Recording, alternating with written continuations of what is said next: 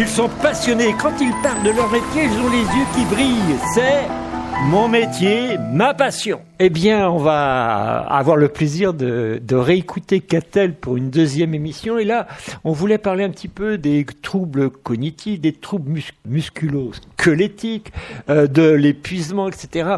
Et puis, de l'interaction entre le bien-être du patient ou de la personne, et puis le bien-être également du personnel qui était autour. Et donc, j'aimerais d'abord qu'on nous explique ce que c'est que des troubles cognitifs, des troubles musculo-squelettiques, et puis après, je te laisserai nous donner quelques exemples concrets pour comprendre ton travail et l'intérêt de ce travail. Alors, les troubles cognitifs, c'est un peu ma spécialité parce que je suis formée à ça.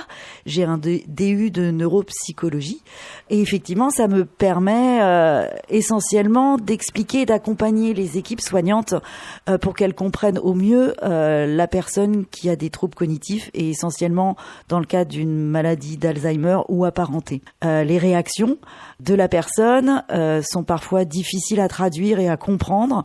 Et donc, ça nécessite une attitude, un comportement, une vision du personnel soignant un peu particulière. Il faut vraiment les aider. Parce qu'effectivement, pour donner un exemple concret, quand on est victime d'un coup de poing, et qu'on est aide-soignante et qu'il est 7 heures du matin, parce qu'on est rentré dans une chambre et qu'on n'a pas compris ce qui s'est passé, c'est à moi d'expliquer que la personne, elle était en train de dormir. Tu as allumé la lumière violemment, tu l'as réveillée, elle sait pas qui tu es parce qu'elle a oublié. Et qu'effectivement, sa réaction, elle va pas être agressive, elle va être défensive.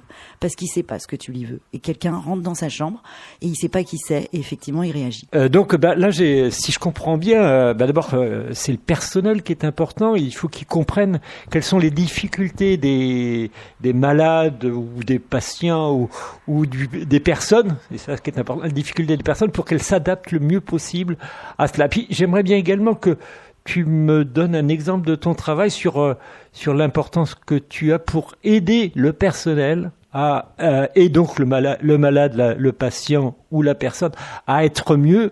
Et tu m'as donné un exemple sur un pull. Je te laisse l'expliquer. Oui, effectivement, ça commence d'abord par la compréhension. Le personnel soignant n'est pas forcément formé aux troubles cognitifs parce que c'est très complexe, les troubles cognitifs, et ce qui se passe en particulier dans la maladie d'Alzheimer. Donc à moi d'avoir cette vision un petit peu globale et d'abord d'expliquer ce qui se passe.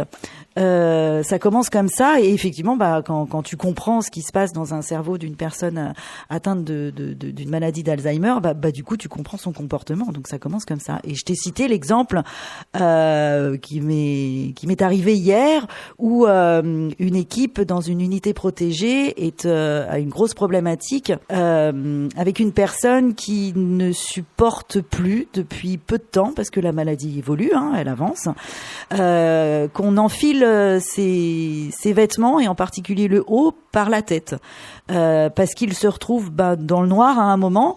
Elles ont beau essayer de le rassurer verbalement en lui disant que voilà, c'est juste le temps d'enfiler le pull, d'enfiler le tricot, d'enfiler le sweatshirt. En fait, il réagit très vivement parce qu'il ne supporte plus, il se sent engoncé, il ne voit plus rien, et il s'angoisse, et donc il se défend. Donc il agresse pas, je précise parce que ça c'est hyper important pour moi. Il se défend d'une situation qu'il ne comprend plus. Donc voilà, moi il faut que à la fois j'entende mes collègues qui me disent que elles se sont pris des coups, que j'entende le monsieur qui effectivement est en grande angoisse parce qu'il ne comprend pas ce qui se passe. Et à ce moment-là, il faut trouver une solution. Donc je me suis rapprochée de sa famille. Je leur ai demandé s'il était possible d'aménager les vêtements, d'abord de racheter, alors c'est pas toujours facile, mais plutôt des chemises ou des choses qui s'enfilent, mais comme il a déjà beaucoup de vêtements, j'ai eu l'idée de découper les vêtements dans le dos.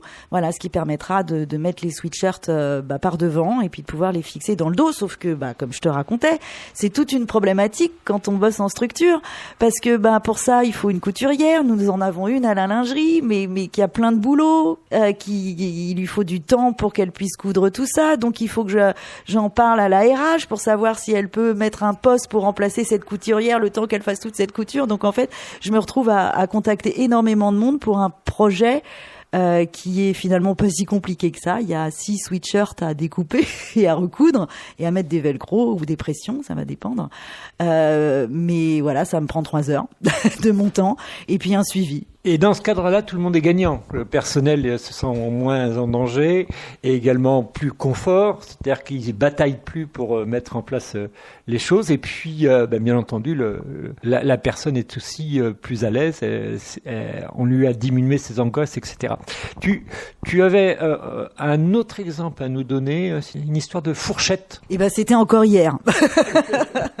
Où voilà, on m'a demandé de faire une évaluation à l'autonomie pour un monsieur qui ne mange plus depuis une semaine. Donc moi j'ai vraiment besoin systématiquement, comme l'exemple de tout à l'heure avec enfiler les vêtements par la tête, j'ai besoin de voir. Il faut à tout prix que j'évalue la situation de manière écologique, c'est-à-dire dans l'environnement de la personne, parce que il faut que je prenne conscience. Est-ce que ça vient du lieu, est-ce que ça vient de l'ambiance, des personnes autour, la façon de faire. Enfin, j'ai vraiment besoin de toute cette vision-là. Et donc ce monsieur depuis une semaine ne mange plus et donc effectivement il y a un risque là pour le coup qui est grave. Donc on m'a demandé d'intervenir et oui, il mange en salle à manger, oui, il y a des perturbateurs, oui, il est angoissé, je vois bien que la maladie avance aussi. Sauf qu'en fait ce que je constate c'est que ce monsieur-là il a un trouble praxique qui s'installe, une apraxie. C'est un trouble du geste. Voilà, c'est un petit peu compliqué le geste, mais en gros, il ne sait plus faire le geste de manger et surtout, il ne sait plus du tout à quoi servent ses couverts. Et donc il trempe les doigts, sauf qu'il dans ce qu'il doit manger dans son assiette, sauf que la texture lui plaît pas du tout, et donc il est pas très à l'aise et il regarde ses couverts, et il sait pas du tout à quoi ça sert, peut-être à se coiffer, peut-être à enfiler ses chaussures, il sait plus quoi. Voilà. Donc effectivement, à moi de mettre en place des textures qui s'appellent du manger-main, pour le coup, qui permettent à la personne de manger sans couvert, mais de manger quand même normalement. J'ai fait l'essai en direct, avec une tartine de pain de mie, avec du fromage, et effectivement, il a tout mangé. Il suffit de lui mettre dans la main, et là, le réflexe revient tout de suite, quoi. Voilà. Et dans l'avancée de la maladie, c'était peut-être aujourd'hui qu'il ne sait plus manger, peut-être que demain il saura utiliser ses couverts, on sait pas, donc on lui met à disposition, puis on voit ce que ça donne, et ça a fonctionné. Donc voilà, maintenant il mangera en manger-main, en texture manger-main. Alors comme tu es bavard, c'est moi qui va finir un petit peu tout ton métier, tout ton travail. Il faut savoir également que tu fabriques des prothèses ou du matériel pour aider les personnes. Donc ça, c'est aussi le rôle de l'ergothérapeute. Et puis là, j'ai entendu, parce que vous avez peut-être entendu pendant cette émission-là qu'il y a eu un coup de fil. Et ce coup de fil, il servait à quelque chose. Il faut changer absolument les chariots du personnel parce que ça leur casse le dos. Et c'est l'ergothérapeute qui s'en occupe pour trouver le meilleur chariot. Voilà tout ton travail. Et pour arriver à ce travail-là, faudrait que tu me donnes un peu ton parcours scolaire, d'études, tout au moins. Alors moi, c'était il y a très très très très longtemps.